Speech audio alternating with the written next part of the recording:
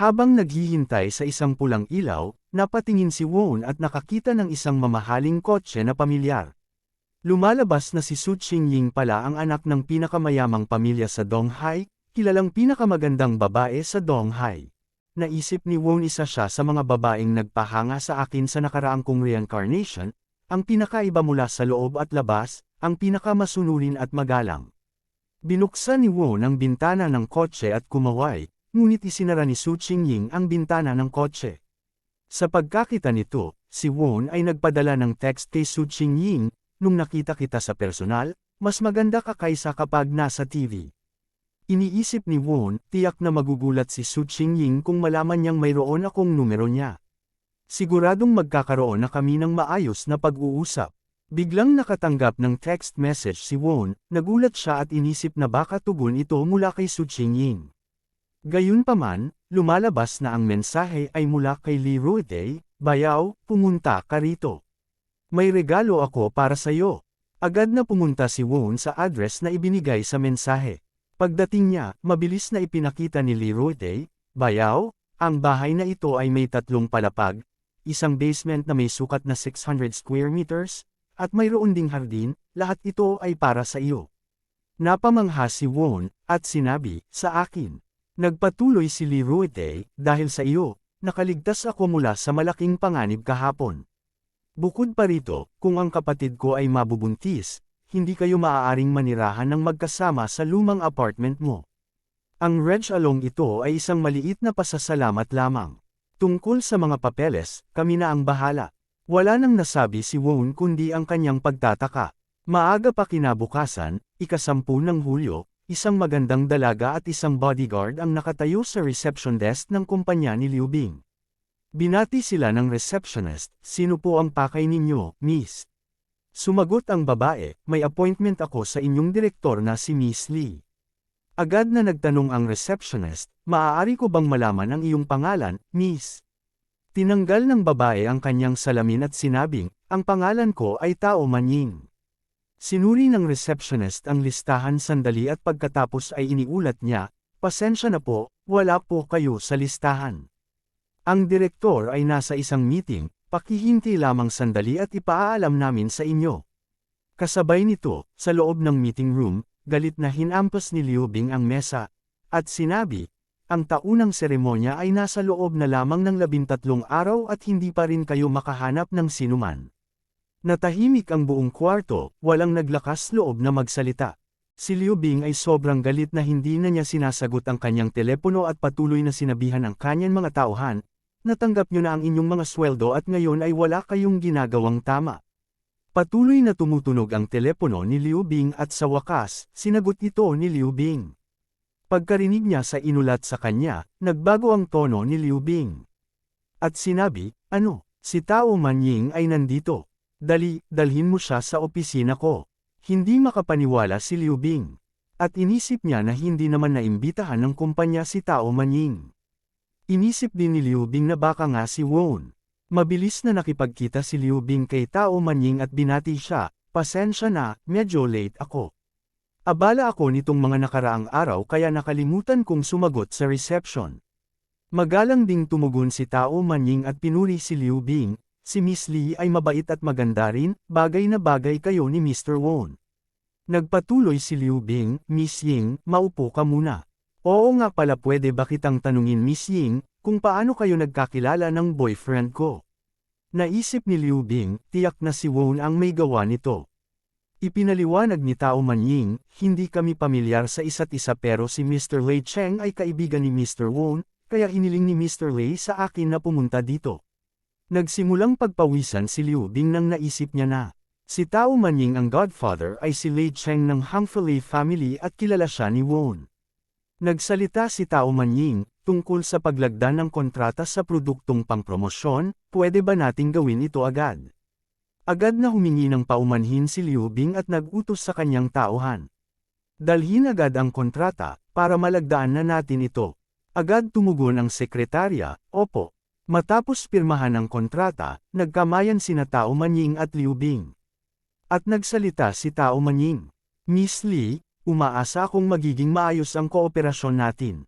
Tumugon din si Liu Bing, oo, maayos na kooperasyon. Pagkaalis ni Tao Manying, dumating si Won.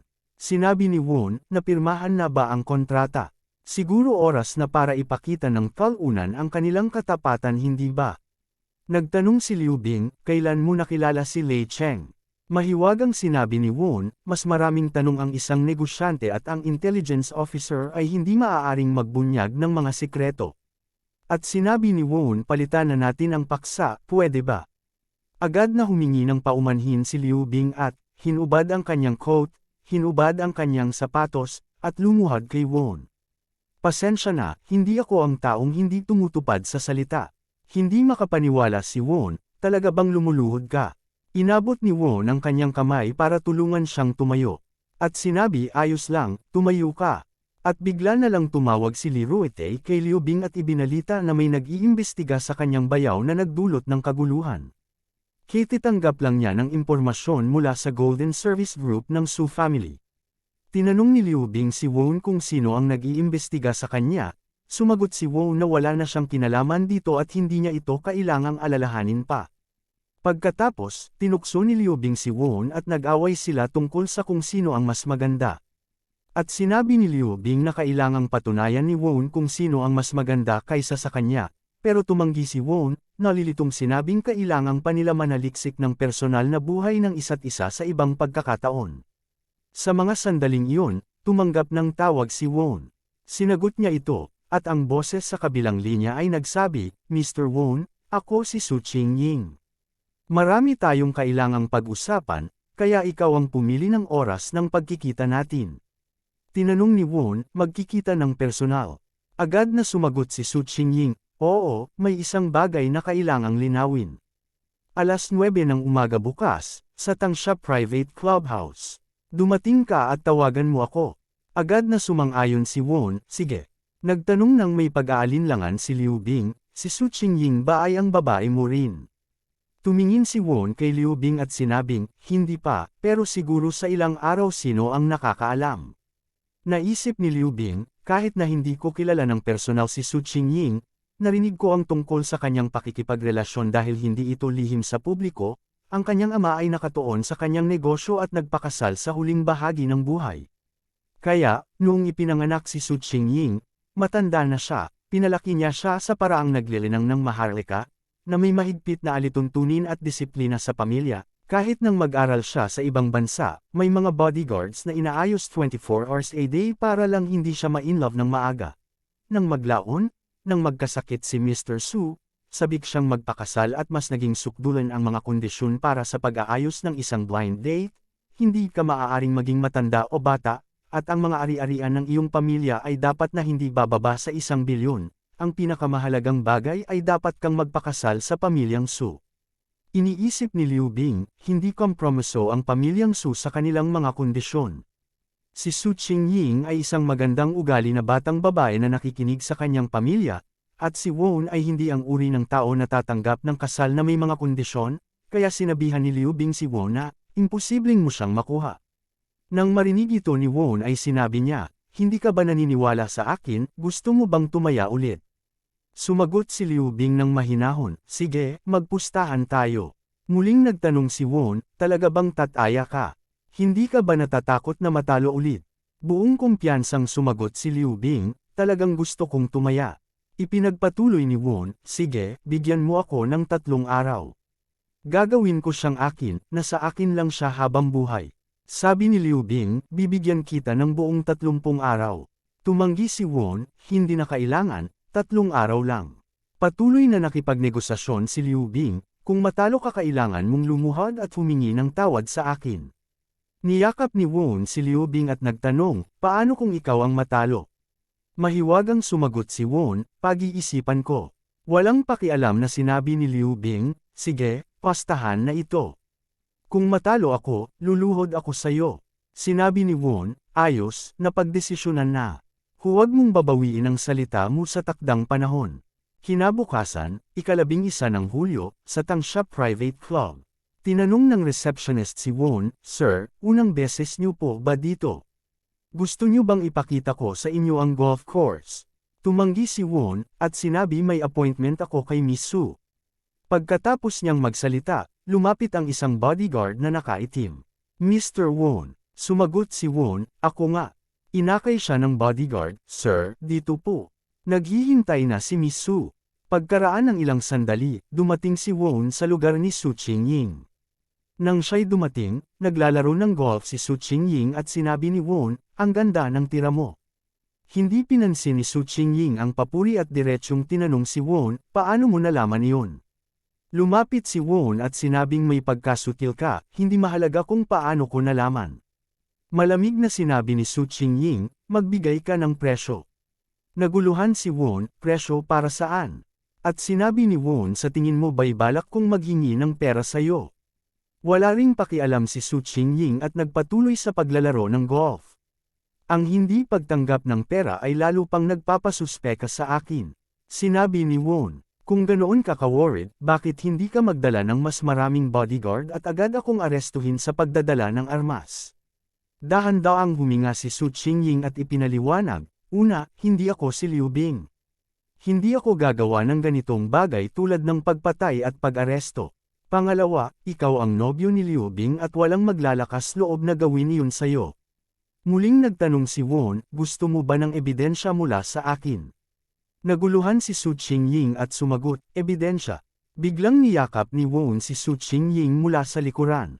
At napasigaw si Su Qingying, anong ginagawa mo? Bitawan mo ako. Diretsyong sinabi ni Won, tinuturuan lang kita kung paano maglaro ng golf. Huwag mong isipin ng sobra. Magbibigay na ako ng ebidensyang valid, bakit hindi ka naniwala sa akin? Naisip ni Su Qingying, siya ang nobyo ni Liu Bing. Kung malaman ni Liu Bing na may ginagawa ang kanyang nobyo na kakaiba, sa kanyang personalidad, siguradong hindi siya maniniwala na tinuturuan lang niya ako maglaro ng golf.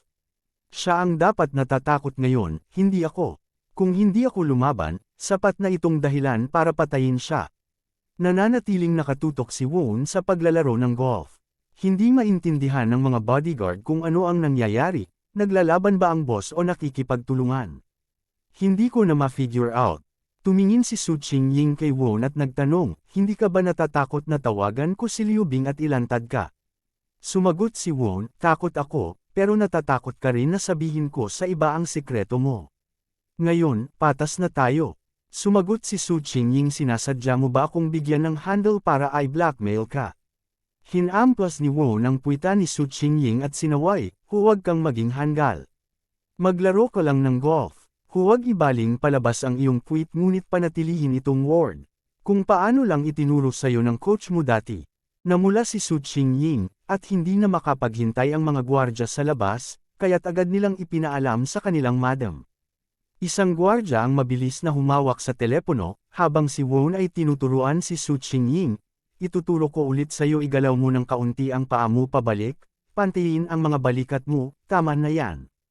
At patuloy din na pinapalo ni Won si Su Qingying, bakit tila baluktot ang pelvis mo, may sakit ka ba? Iayos mo ito kung hindi. Nagulat si Su Qingying, at sabay pinalo ni Su Qingying ang bola, sabay tanong, tama ba ang ginagawa ko? Sumagot si Won, ayos na, wala na akong maituturo sa'yo. Tinanong ni Su Qingying, bakit? Tumugon si Won, dahil pinadala ng iyong ina ang mga tao niya para hulihin ako. Sa kabilang banda, nakikinig si Madam Su sa ulat ng gwardya. Madam, niyakap lang ng lalaki si Miss Su, nagtatawanan pa nga sila, at tila tinuturuan niyang maglaro ng bola si Miss Su. Ngunit parang naghihintay rin siya ngayon. Galit na sinabihan ni Madam Su ang gwardya, hintayin niyo ako dyan, huwag niyong hayaang makatakas siya.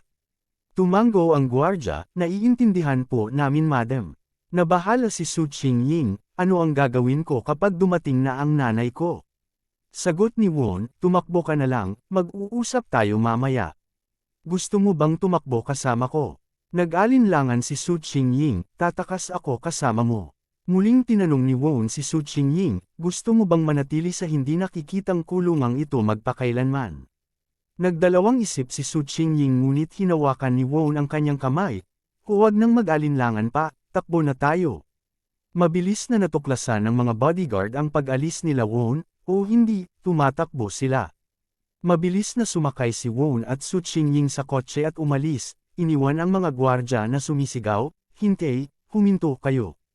Agad namang ipinaalam ng isang gwardya kay Madam Su. Madam, tumakas si Miss Su kasama ang isang lalaki.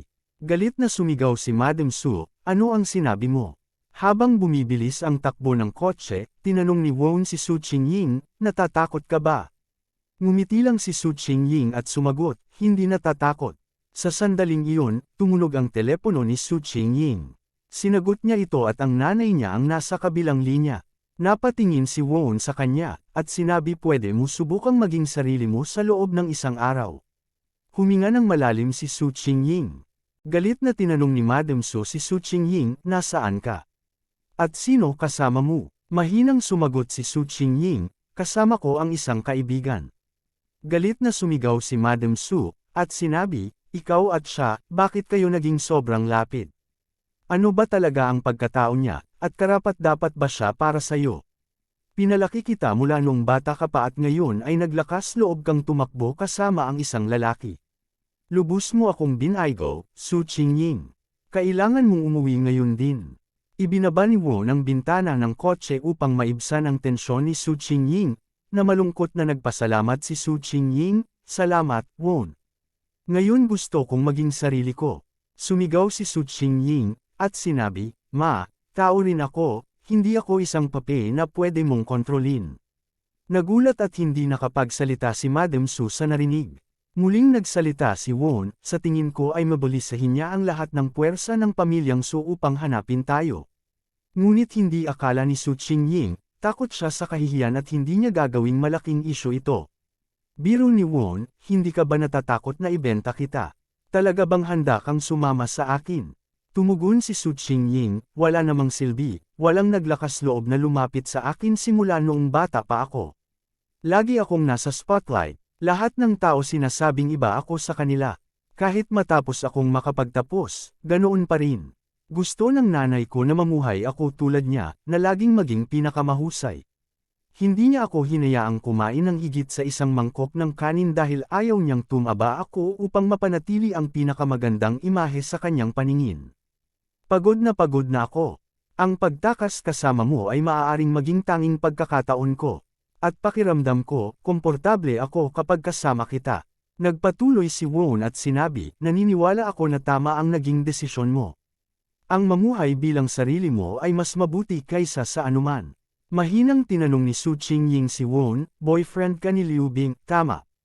Hindi ka ba natatakot na malaman niya ito? Nagulat si Won nang tinatanggal ni Su Qingying ang kanyang seatbelt, at biglang lumapit si Su Qingying kay Won sa di inaasahang hinalikan ni Su Qingying si Won na agad na inapakan ni Won ang preno.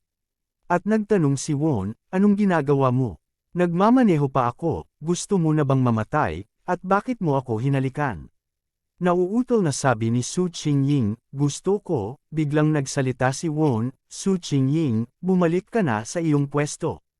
Ito ay isang utos. Sumunod namang bumalik si Su Qingying sa kanyang upuan, at naisip ni Won na si Su Qingying, hindi pa rin nagbabago ang iyong ugali.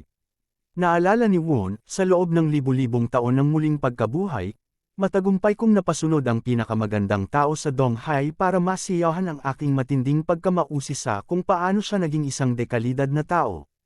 Nag-login siya sa isang forum gamit ang kanyang laptop sa harapan ko.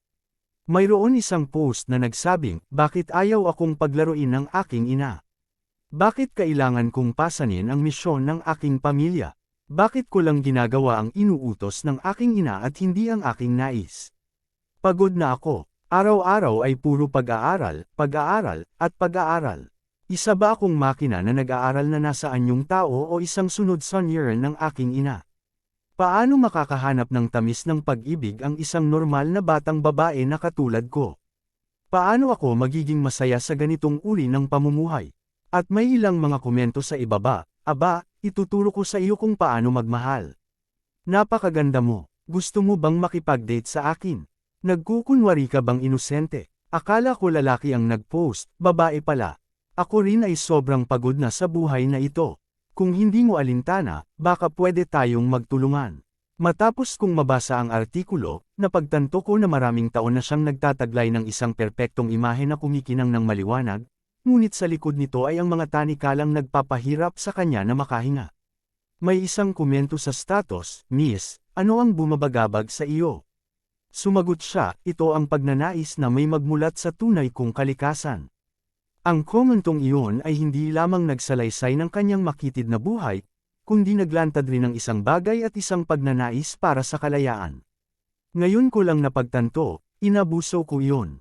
Patuloy na inutusan ni Woon si Su Qingying, ikabit mo ang iyong seatbelt. Nagtanong si Su Qingying nang may pagtataka, saan tayo pupunta? Pabalik na tanong ni Woon, saan mo gustong pumunta? Sumagot si Su Qingying, kahit saan ka pumunta, susunod ako. Sabi ni Woon, sige, pumunta tayo sa aking bahay. Masayang sumang-ayon si Su Qingying.